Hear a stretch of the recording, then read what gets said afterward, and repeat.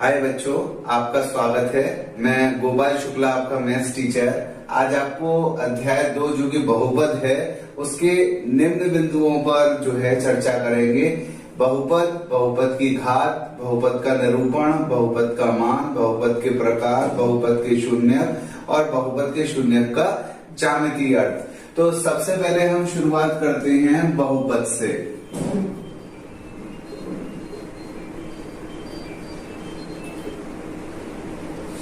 देखिए, हमारे सिलेबस में बहुपद में एक चर होता है और चर वो चीज होती है जो बदलती है। यानी मौसम बदलता है, चर हो गया। ठीक है, अब समय बदलता है, चर हो गया। वो चीज जो नहीं बदलती वो अचर हो गई। हमारे घर की लोकेशन नहीं बदलेगी तो इसका मतलब वो क्या हो गया, अचर हो गया। तो हर बहुपद में कम से कम एक चर होता है, लेकिन हमारे सिलेबस में जो बहुपद हैं उसमें कितने चर होते हैं, केवल एक चर। तो बीजीय व्यंजक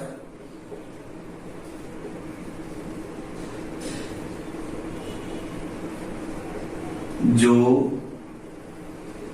a की power 0 xn, a1xn-1, a2xn-2 up to an के रूप में हो, जहां n या तो शून्य होगा या धनात्मक पूर्णांक होगा।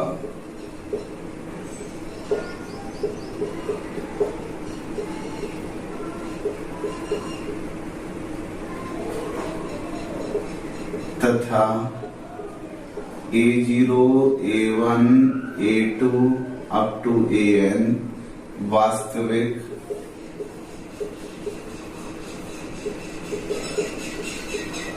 संख्याएं होंगी। यानी जो चर है, चर पे बस इतना हमें याद रखना है, बहुपद पे चर पे ऋणात्मक कोई भी पूर्णांक नहीं हो सकता। बहुपद में चर की जो घात होगी वो या तो शून्य होगी या कोई धनात्मक संख्या होगी, और उनके जो गुणांक हैं वो गुणांक क्या होंगे, वास्तविक संख्या, जो संख्या हमने पढ़ी है। चलिए, तो यानी कोई भी बीजीय व्यंजक जो इस रूप में हो जहां पर घात कभी भी ऋणात्मक पूर्णांक नहीं हो सकती, होगी तो पूर्णांक लेकिन ऋणात्मक नहीं होगी, शून्य या धनात्मक पूर्णांक होगी। और जो ये प्रत्येक पद हैं इनके जो गुणांक होंगे वो वास्तविक संख्या होगी। तो इसको क्या कहेंगे, बहुपद कहेंगे। कुछ उदाहरण देख लेते हैं। उदाहरण जैसे x पे 3, x पे 2, x, ये हमने पद ले लिए। गुणांक आप कुछ भी लगा दीजिए, 3, 4, 6, ये सब वास्तविक संख्याएं हैं और इनके साथ आप चिन्ह भी जो माना है वो जोड़ दीजिए। तो ये आपका क्या बन गया, बहुपद बन गया। मान लीजिए एक और उदाहरण ले रहे हैं, हमें x की घात 2 की जरूरत है, x की घात 1 की जरूरत है, अचर की जरूरत है। इनके साथ आपने कोई भी गुणांक लगा लिए, 2, 3, और चिन्ह भी कुछ भी लगा दीजिए, प्लस माइनस। तो ये क्या बन गया, हमारा बहुपद बन गया। तो बहुपद यानी कि जिसमें बहुत सारे पद हों। ठीक है, अब बहुपद की घात, बहुपद की घात बीजीय व्यंजक में, बीजीय व्यंजक जो कि बहुपद के रूप में हो,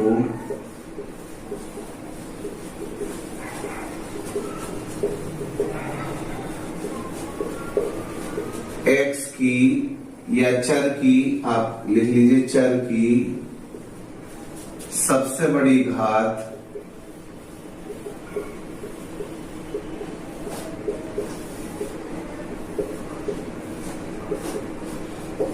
बहुपद की घात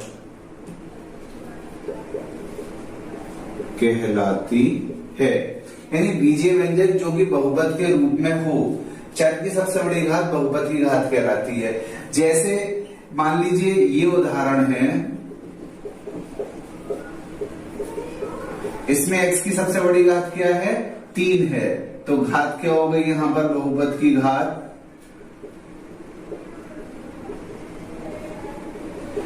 यानी चर होता है वो जो ABCDEFGHIJ क्लियर यानी A से Z तक कोई भी अल्फाबेट हो उसे चर कहते हैं, और चर की जो सबसे बड़ी घात होती है उसी को हम क्या बोलते हैं?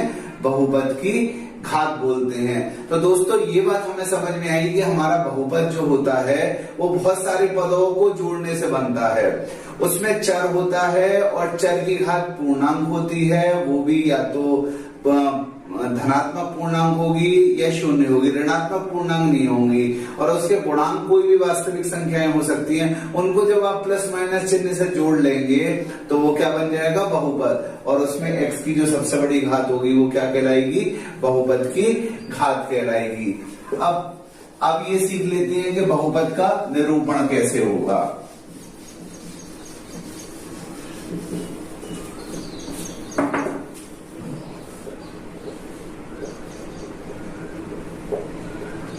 बहुपद का निरूपण, मान लीजिए हमारा ये बहुपद है x² + 2x + 3। अगर आपको बहुपद का निरूपण करना है तो दोस्तों जैसे हम एक बच्चे का नामकरण करते हैं ना, ऐसे ही हमें बहुपद का नाम रखना है।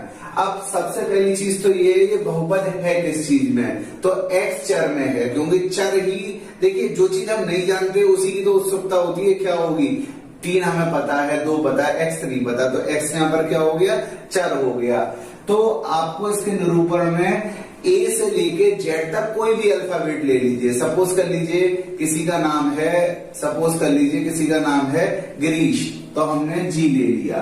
ऐसे अगर किसी का नाम होता है हृदय तो हम H ले लेते, किसी का नाम अनूप तो हम स्मॉल ए ले लेते। तो एक तो हमको लेना है दोस्तों अल्फाबेट, और एक कोष्टक बना के उसके अंदर हमें क्या लिख देना है बच्चों?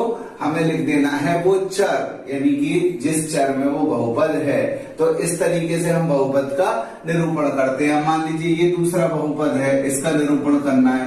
अब मान लीजिए किसी का नाम है हृदय, तो H लिख लिया, और ब्रैकेट में हमें क्या लिखना है? वो चर जिसमें ये बहुपद है। किसमें है ये बहुपद? x में। तो इसको आपने किससे निरूपित कर दिया? hx से निरूपित कर दिया। तो बहुपद को निरूपित करने के लिए एक तो हमें अंग्रेजी वर्णमाला का अक्षर चाहिए, और कोष्टक में वो चर लिख देना है जो चर आपको उस बहुपद में दिख रहा हो। तो ये हो गया बहुपद का निरूपण। 3 चीज तो हमने सीख ली। अब बहुपद का मान,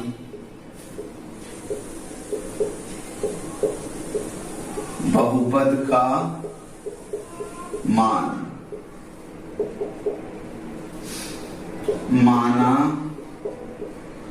कि कोई संख्या है तथा gx एक बहुपद है, तब gx का मान x बराबर k के लिए gk होगा। यानी जो हमारा बहुपद है उसमें अगर हम चर का कोई पर्टिकुलर मान रख दें, यानी हम x की जगह 2 रख दें, 3 रख दें, तो हमें पता चल जाता है उस वास्तविक संख्या के लिए हमारे बहुपद का क्या मान है। जैसे gx बराबर 2x + 5। कोई कह रहा है x बराबर 2 पे हमारे बहुपद का मान क्या है? तो हमने x की जगह 2 रख दिया, यानी अपने चर को किससे बदल दिया? 2 से बदल दिया, और जहां भी x है वहां 2 रख दिया। तो 2 गुणा 2 + 5, 2 दूनी 4, 4 + 5 कितने हो गए? 9। तो 2 पर बहुपद का मान कितना हो गया? 2 पे बहुपद का मान 9 हो गया। ऐसे ही अगर हमें x बराबर 0 पे बहुपद का मान निकालना है तो हमने x की जगह 0 रख दिया। 2 गुणा 0 + 5, उत्तर कितना आ गया? 2 गुणा 0 कितना हो जाएगा? 0, और +5, उत्तर कितना आ गया? 5। तो इस तरह से हम बहुपद का मान निकाल सकते हैं। अगर हमें x का कोई मान दे रखा है, उस मान के लिए हम बहुपद का मान निकाल सकते हैं कि हमारा बहुपद किस तरह से ट्रीट करेगा। हम ये 6th हेडिंग पहले समझते हैं, बहुपद का शून्यक। बहुपद के शून्यक, x का वह मान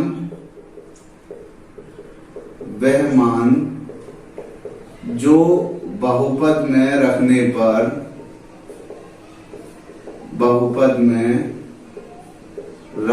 पर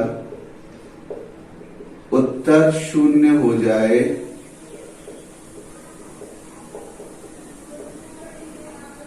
बहुपद का शून्यक कहलाता है।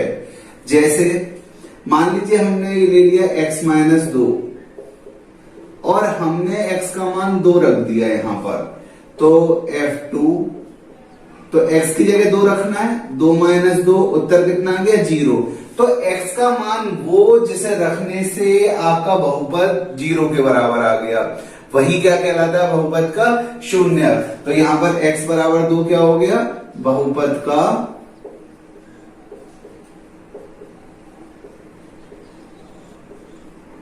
शून्यक।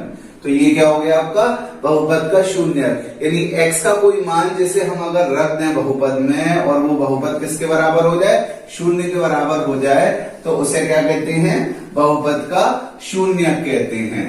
और एक बात दोस्तों याद रखना कि बहुपद का शून्यक निकालने के लिए हमको x की जितनी घात है ना, बस उसके ज्यादा से ज्यादा उतने शून्यक हो सकते हैं। यानी x की घात 1 है तो बहुपद का 1 से ज्यादा शून्यक नहीं हो सकता। तो एक नोट समझ लीजिए आप, n घात वाले बहुपद के n से ज्यादा शून्यक नहीं हो सकते हैं। यानी शून्यक की बात है, वास्तविक शून्यक। तो यानी कि n घात वाला बहुपद है, उसके n से ज्यादा नहीं हो सकते। 2 घात वाले बहुपद के 2 से ज्यादा शून्यक नहीं हो सकते। 3 घात वाले बहुपद के 3 से ज्यादा शून्यक नहीं हो सकते। 4 घात वाले बहुपद के 4 से ज्यादा शून्यक नहीं हो सकते। तो जितनी घात वाला बहुपद है उसके उससे ज्यादा शून्यक नहीं हो सकते, उससे कम ही शून्यक हो सकते हैं, ज्यादा कतई नहीं हो सकते। ये बात इंपॉर्टेंट है और प्यारे बच्चों इस बात को आप ध्यान रखिएगा। अब बहुपद के शून्यक का ज्यामितीय अर्थ, बहुपद के शून्यक का ज्यामितीय अर्थ।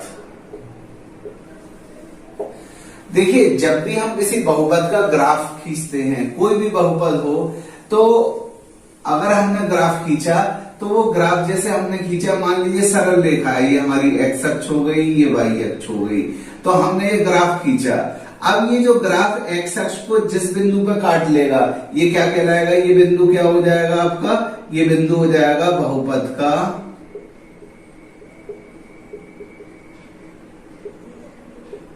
शून्यक। अब मान लीजिए हमने किसी बहुपद का ग्राफ खींचा और वो ग्राफ ऐसा आ गया, तो ये x अक्ष को कितने बिंदु पे काट रहा है, 2 बिंदु पे। यानी हमारे बहुपद का अगर हमने ग्राफ खींच लिया और वो ग्राफ अगर x अक्ष को जितने बिंदु पे काट रहा है उतने उसके क्या हो जाएंगे, शून्यक हो जाएंगे। तो ये जिस बहुपद का ग्राफ है उसके शून्यक क्या हो गए, 2 शून्यक। ये दोनों क्या हो गए, शून्यक। a तथा b बहुपद के शून्यक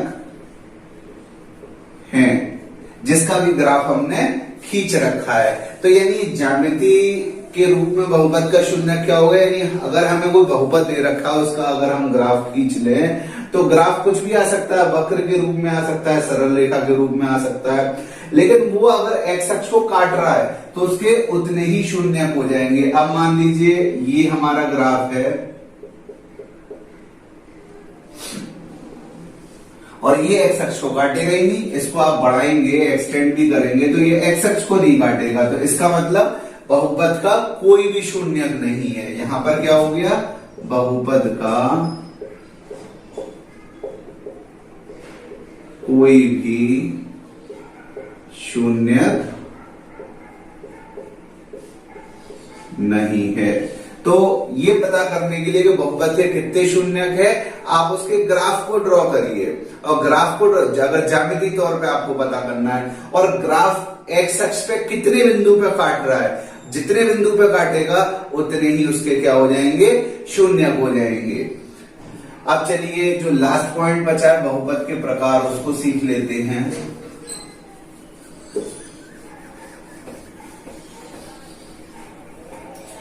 बहुपद के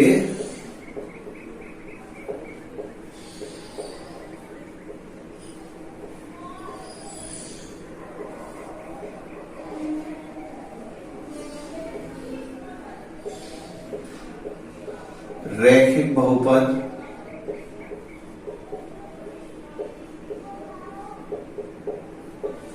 रैखिक मतलब एक घात वाला बहुपद,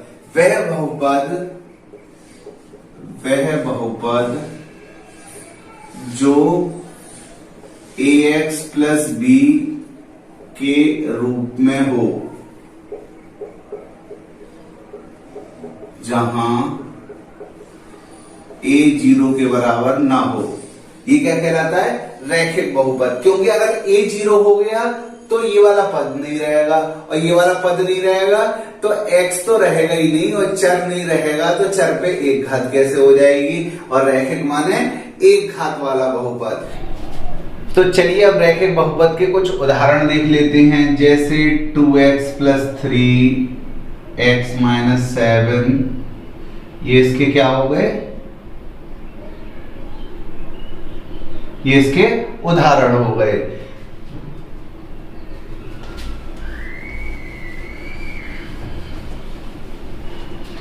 अब दूसरा बहुपद होता है द्विघात बहुपद, द्विघात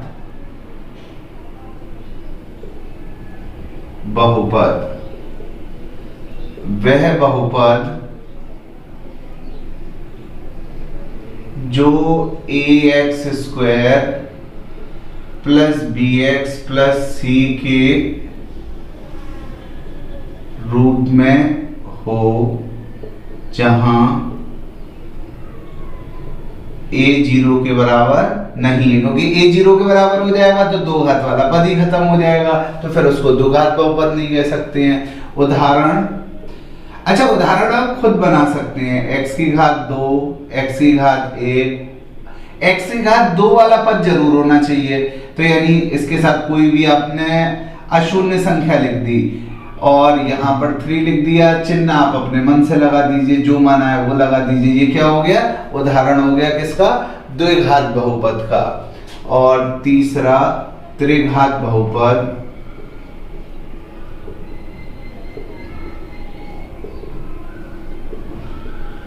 वह बहुपद जो ax cube plus bx square plus cx plus d के रूप में हो, जहां a 0 के बराबर ना हो। इसका उदाहरण देख लेते हैं। अच्छा त्रिघात बहुपद है तो 3 घात तो होनी जरूरी है, मान लो 2 घात हमें नहीं लेनी, 1 घात ले लीजिए, अचर नहीं लेना मत लीजिए बिल्कुल, 3 घात को लेना जरूरी है। इसका आपने जो है गुणांक 2 ले लिया, इसका 7 ले लिया, चिन्ह आप जो मना है वो लगा दीजिए, दोनों के साथ प्लस लगा दिए, तो ये क्या हो गया आपका त्रिघात बहुपद। यानी रैखिक बहुपद में x की महत्तम घात क्या होगी, 1, द्विघात बहुपद में 2 और त्रिघात बहुपद में 3।